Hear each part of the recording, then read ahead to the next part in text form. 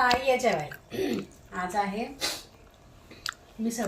काही नाही, मी साधी मटकीची आमटी केली. मटकी थोडी होती त्यामुळे रस्सा भाजी केली. ह्यांना म्हणलं ह्याच्यामध्ये फरसाण टाकले, पाव आणले, झाली मिसळ पाव.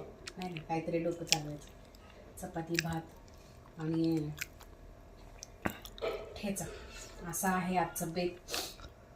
रोज रोज काय ठेच असतं, पण छान झालं. छान झालं. मंदिरात जाऊन आला, आज असतो उपवास माझा. तर या जेवायला. तुम्ही पण जेवून घ्या. भेटू नेक्स्ट व्हिडिओमध्ये. बायान हे बघा मुळ्याची भाजी आणली. 30 रुपयाला मुळा भेटला, छान मुळा. आता ह्या पाल्याची ना भाजी करणार मी, आणि भाजी करणार आहे पाल्याची. मला आवडते खूप.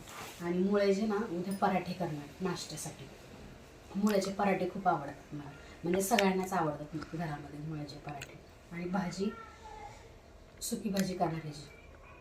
मला भाजी खूप आवडते. बिटाच्या पाल्याची भाजी यायची असं. म्हणजे सकाळी डब्याला पण मग आहोंच्याही देणार.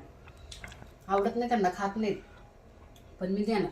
कारण की आता दुसरं काय भाजीला नाही आहे. हे आहे कोबी, त्यांना तर आवडत नाही कोबी, अजिबातच खात नाही. तर मग काय म्हणतो आणखीन. ह्याला तर गवत म्हणत असतात. पालेभाज्या म्हणजे त्यांच्यासाठी गवत असतं. असंच आहे. त्यापेक्षा म्हणते कोबीची भाजी कर. कोबी वाटाणा मिक्स असं करते, आणि थोडा बटाटा पण टाका त्यामध्ये असं. चला बाय, गुड नाईट. नेक्स्ट व्हिडिओमध्ये भेटू.